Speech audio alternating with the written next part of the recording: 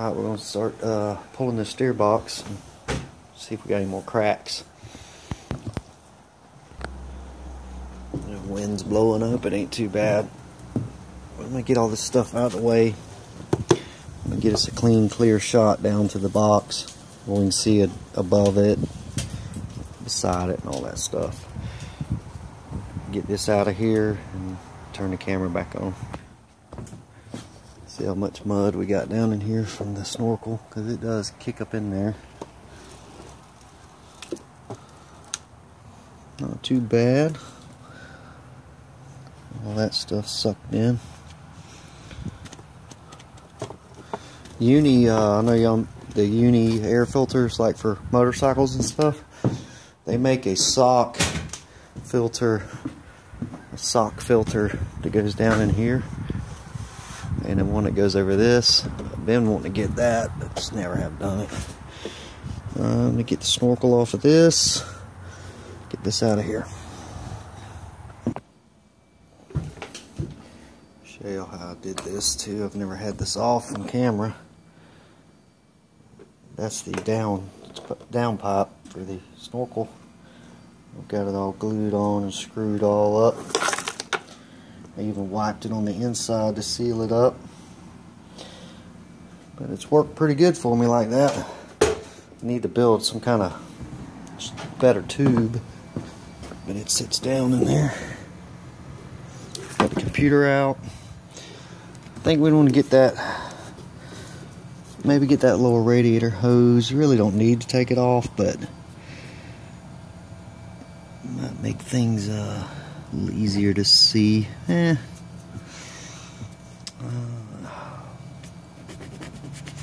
We'll figure that out. I don't know yet on that. Alright, let me figure out what we're going to do here.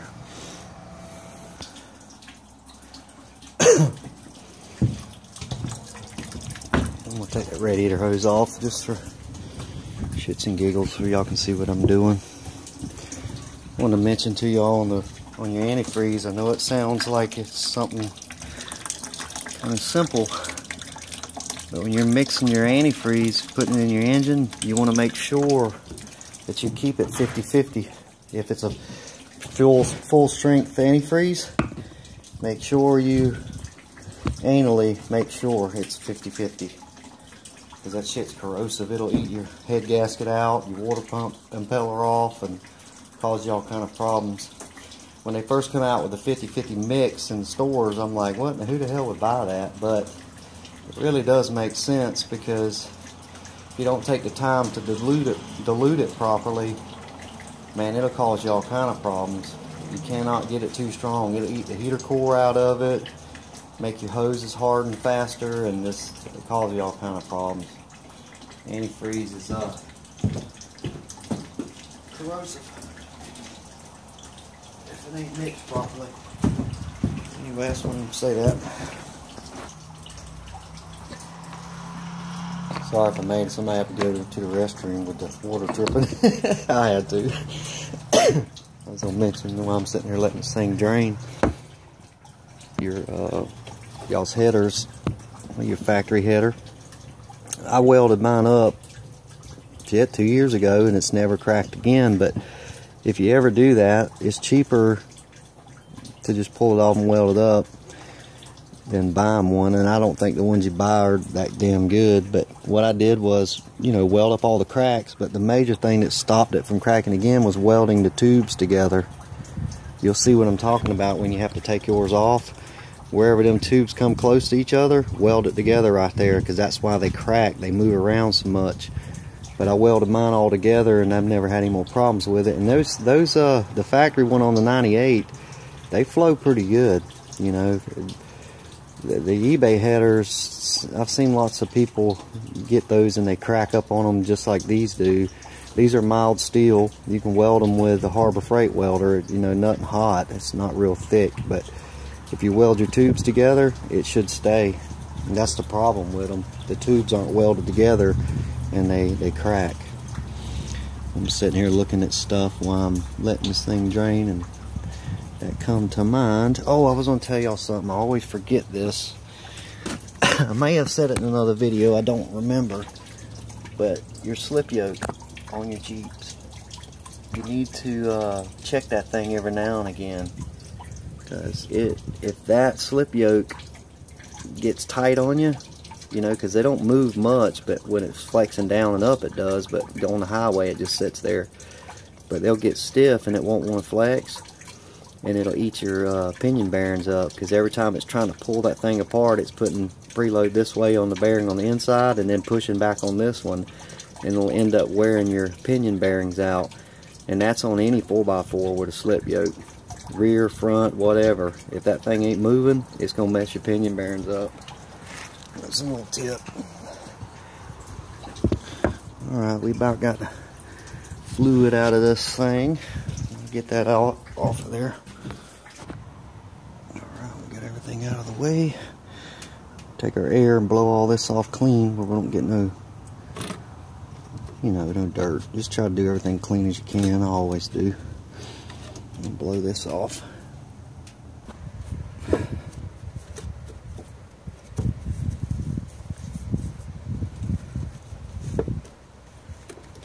a wrench. 18mm. You want to use a line wrench, but I don't have a line wrench 18mm, so we're going to see how this goes.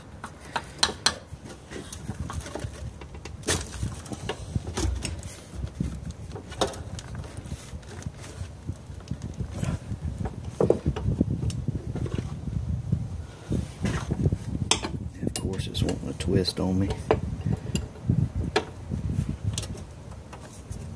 Yep, the whole thing's twisting.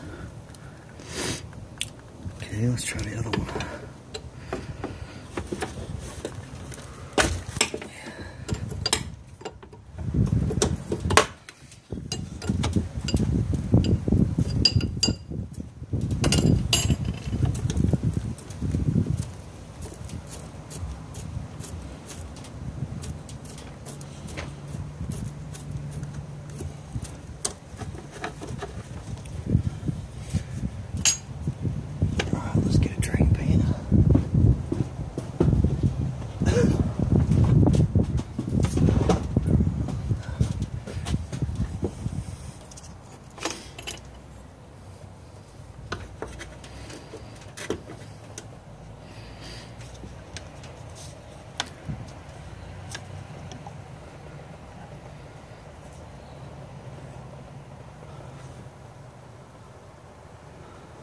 Fluid ain't too bad.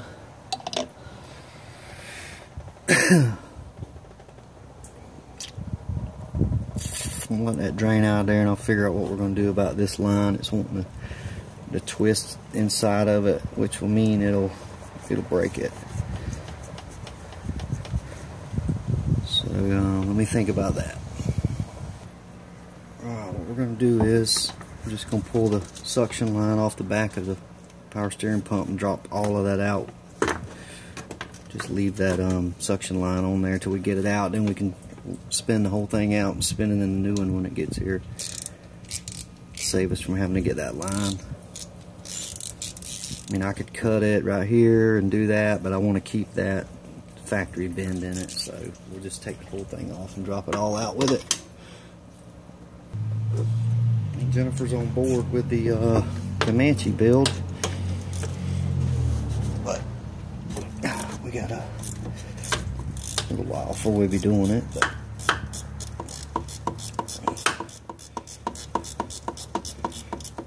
that Comanche will probably decimate this thing when I get done with it, because it's so much lighter.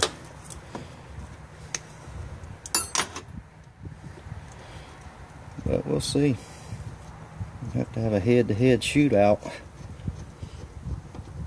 That's always fun.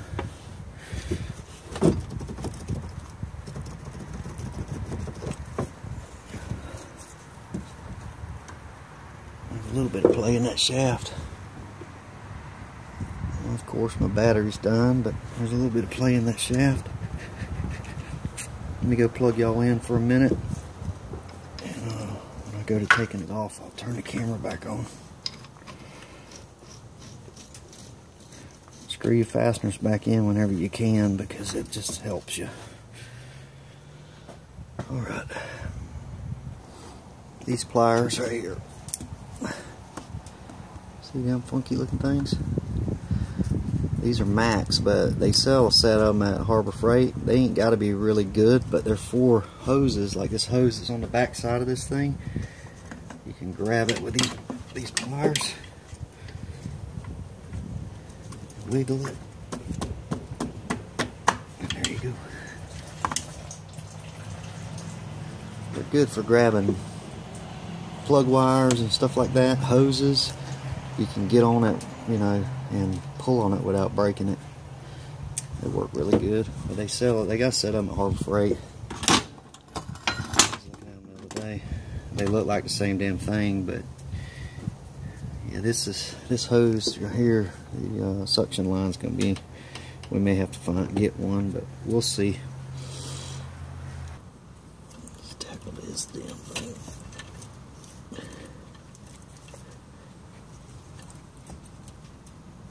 Without messing up our tie rod in.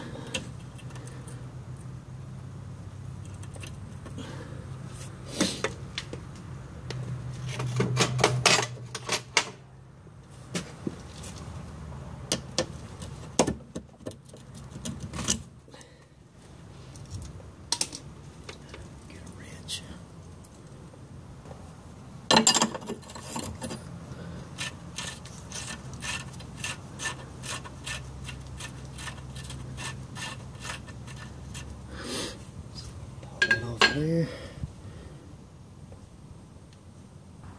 We should better just hold pressure down on it and give it a little whack with a hammer.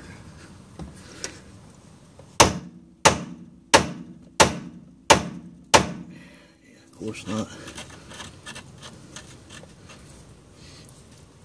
I'll tell you what, just leave that on there. I don't want to mess up that. We'll take the Pitman arm off. It's got to come off anyway. Get my little wrenches on it. Get it off of there. That's how you get these off. You gotta get a puller. A little Pitman arm puller. Just make it come right off. If you tighten it the right way. Yeah, it's already coming. Let me get that off.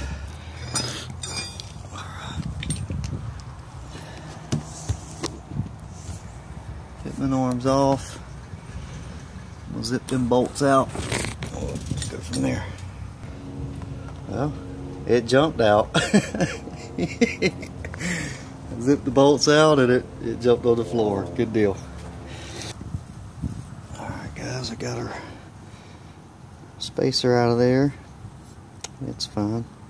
That little crack on the bottom was probably just a stress crack from the spot welds right there around it. So I'm going to leave this in there because I want something on the frame that does have a little bit of give to it. I don't want it solid because that's when it will start tearing the frame. Something's got to give when this stuff's moving around, and it'll flex a little bit better on that aluminum.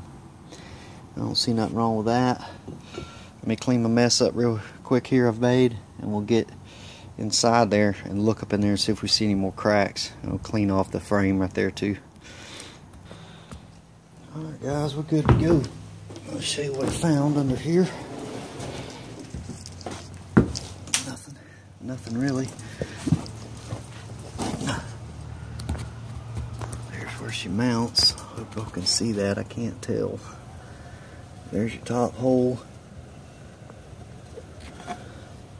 Camera makes it look a little wonky, but it's not.